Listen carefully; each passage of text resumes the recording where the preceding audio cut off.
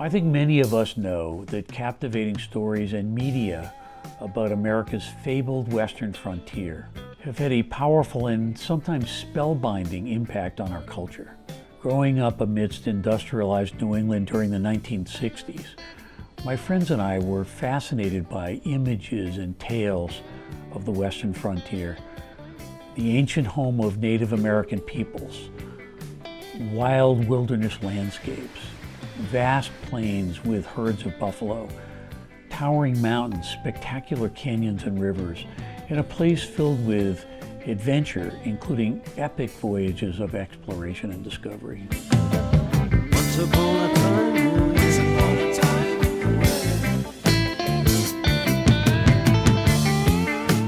Through books, films, and television, we learned the good, the bad, and the ugly about the West. Iconic frontier personalities,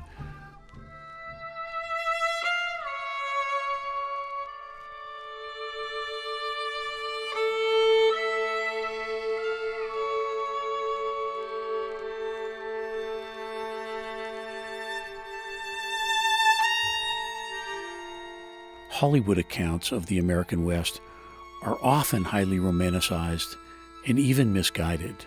But when viewed from a mill town in New England, it was easy to be enchanted by both authentic historical accounts and entertainment media versions of this faraway, magical place with its captivating frontier spirit.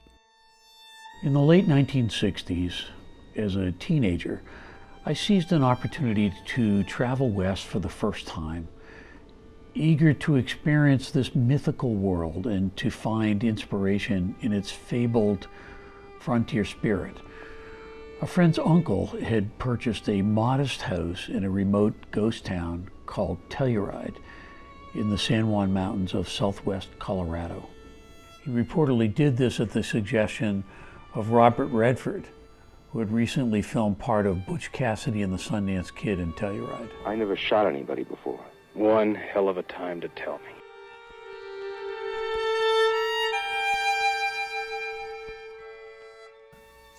We were able to get inexpensive flights to Denver and then hitchhike the long journey to Telluride to run a tiny restaurant in the uncle's house, formerly a brothel in the town's wild mining days nearly a century earlier.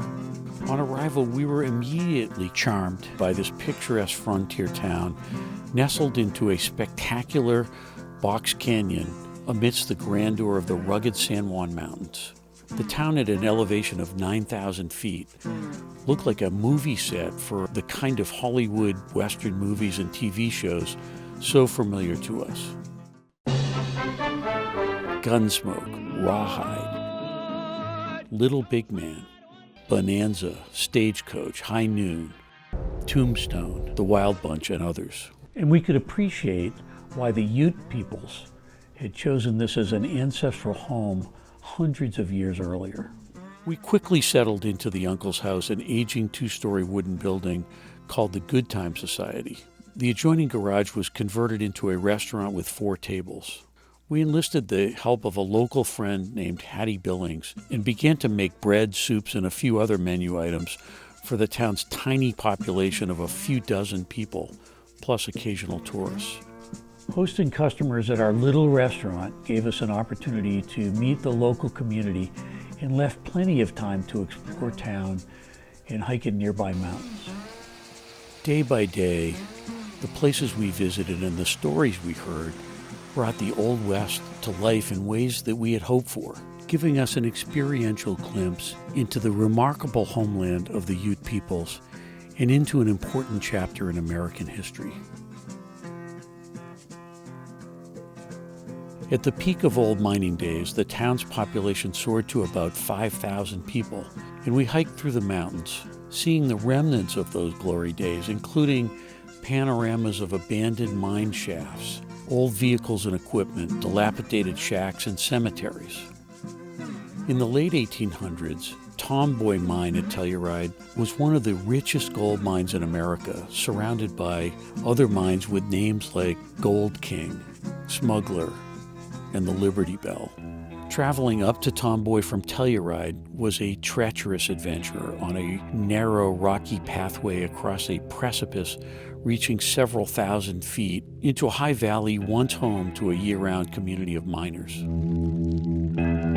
Harsh winters at elevations over 10,000 feet created epic hardships, tunneling in frigid conditions through snowdrifts to work in deep, dark, dangerous underground mine shafts. These conditions sometimes led to mob riots and strikes among the miners. In particularly violent strikes in 1901, armed miners took possession of mines before being defeated by government militia and martial law was instituted. One source of insight into these formative years in Telluride is an obscure book entitled Tomboy Bride by Harriet Fish Bacchus. We learned that the world's first commercial use of alternating current electricity occurred in Telluride's Gold King mine in June 1891. Gold King mine manager L.L. Nunn was desperately seeking economically viable energy sources to support the mineral mining operations high in the San Juan Mountains. Traditional wood and coal energy sources were expensive and unreliable. The mountains had by that time been largely stripped of timber, and coal had to be hauled by mule train over treacherous roads high in the mountains, even in severe winter conditions. In those times, electrical power was in its infancy, with epic battles being fought between Edison and Westinghouse over the merits of direct versus alternating current, with former Edison engineer Nikola Tesla joining the Westinghouse team. Nunn contacted Westinghouse and was able to secure a single-phase 100-horsepower generating plant. With the help of young engineering students organized into what Nunn called the Telluride Institute, electricity became a practical source of power in Telluride.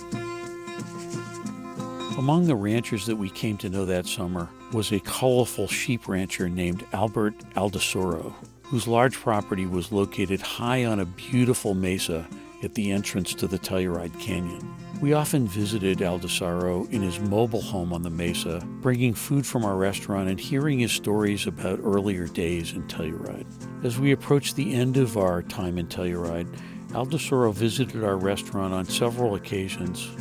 With Hattie Billings and an old-timer named Bill, our discussions often focused on evolving changes in Telluride. After many decades of relative solitude and stability, they saw that Telluride was being discovered. Hippies and developers are coming, they would say. Even in our limited time in Telluride that summer, we saw the changes too. And we met with developers who envisioned a transformation of Telluride to a resort town and ski area. With the summer coming to a close and with obligations approaching, we departed Telluride for New Hampshire, thankful for this inspirational experience in America's western frontier. More than 40 years passed until my next visit to Telluride. With a group of friends, I rode by motorcycle over the Ophir Pass from Ouray and descended into a dramatically different Telluride. The mesa that was once home to the Aldesaro Ranch is now the site of Telluride's modern airport, surrounded by beautiful homes. Our old restaurant has been vacant for years, and the town has witnessed explosive growth while maintaining a great deal of authentic character. I feel very fortunate to have been an early visitor to Telluride. And while I loved it as a Wild West ghost town in the 1960s, there's a lot to love and admire about what it's become since then. A pioneering spirit is still strong in Telluride, but focused on matters relevant to today's world, including music, art, and science. As an example, I was happy to see an inspirational pioneering spirit present in my recent meetings with the Telluride Science and Research Center regarding their work in modern molecular science. I'm grateful that my early experience at Telluride played a role in my choice to live a life full of exploration and discovery in travel, entrepreneurship, public service, art, and science, experiencing the world's amazing landscapes, seascapes, and cultures. That spirit is captured nicely in this quote by Mark Twain, one of the great pioneers in American literature and an authentic participant in these pioneering times in the American West. Throw off the bow lines, Sail away from the safe harbor. Catch the trade winds in your sails. Explore, dream, discover. I close this video with a tribute to all those who benefit the world and themselves through lives of exploration and discovery.